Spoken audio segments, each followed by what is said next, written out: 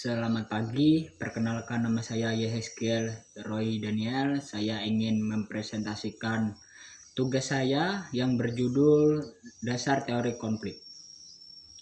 Istilah konflik secara etimologis berasal dari bahasa Latin con, yang berarti bersama, dan flager yang berarti berbenturan atau tabrakan.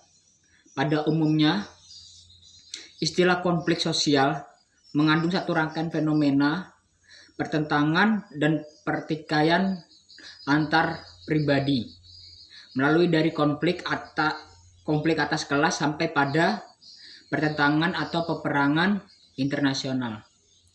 Ini dikatakan oleh Eli M. Setiadi dan Usman Khalib. Eli M. Setiadi dan Usman Khalib juga mengatakan para sosiolog berpendapat bahwa akar dari timbulnya konflik yaitu adanya hubungan sosial ekonomi yang politik yang akarnya adalah perebutan atas sumber-sumber kepemilikan, status sosial, dan kekuasaan yang jumlah ketersediaannya sangat terbatas dengan pembagian yang tidak merata di masyarakat. Ketidakmerataan pembagian aset-aset di dalam masyarakat tersebut dianggap sebagai bentuk ketimpangan pembagian ini menimbulkan pihak-pihak tertentu berjuang untuk mendapatkan atau menambahinya bagi yang perolehan aset sosial relatif sedikit atau kecil. Sementara pihak yang telah mendapatkan pembagian aset sosial tersebut berusaha untuk mempertahankan dan bisa juga menambahinya disebut sebagai status quo, dan pihak yang berusaha mendapatkan disebut sebagai status need. Pada dasarnya secara sederhana penyebab konflik dibagi menjadi dua, yaitu kemajemukan horizontal dan kemajemukan vertikal. Kemajemukan horizontal artinya adalah struktur masyarakat yang majemuk secara kultural seperti suku, bangsa, agama, dan ras. Dalam masyarakat yang strukturnya seperti ini, jika belum ada konsekuensinya, nilai yang menjadi pedagang bersama konflik yang terjadi dapat menimbulkan perang saudara.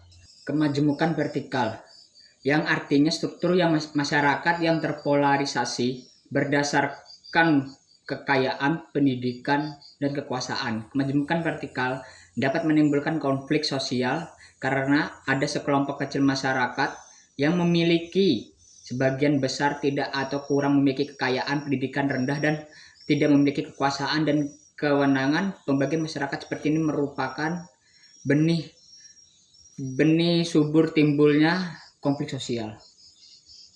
Ya, yang kedua yang saya jelaskan ialah teori konflik modern. Teori konflik modern menurut Karl Marx, teori konflik adalah bentuk pertentangan dari perbedaan kelas masyarakat adalah tempat terjadinya ketimpangan yang kemudian memicu konflik dan perubahan sosial.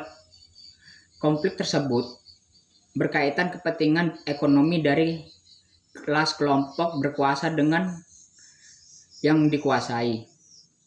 Pertentangan kelas disebabkan perbedaan akses pada sumber kekuasaan yaitu modal, munculnya kaum berjuis dan proletariat pada masyarakat. Pada masyarakat kapitalis akan memicu konflik yang tajam. Menurut Lewis Althusser, konflik tidak bersifat negatif karena sistem sosial lebih bersifat fungsional.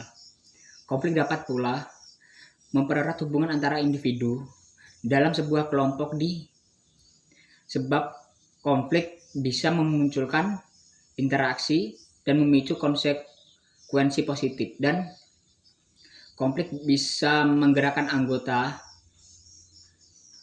kelompok yang selama ini terisolasi menjadi aktif dalam kegiatan kelompoknya. Dan yang ketiga, menurut Ralph Dahredok, konflik munculnya hanya lewat relasi-relasi sosial pada sebuah sistem dengan Demikian konflik tidak mungkin melibatkan individu atau kelompok yang tidak memiliki kewenangan dalam sistem. Relasi-relasi tersebut erat kaitannya dengan kekuasaan. Dengan kekuasaan tersebut, sebagian pihak memiliki kontrol dan sanksi, yang kemungkinan pemilik kekuasaan bisa memerintah dan mendapatkan keuntungan dari mereka yang tidak punya kekuasaan. Baik, sekian ini yang bisa saya sampaikan dan ini yang bisa saya presentasikan. Terima kasih.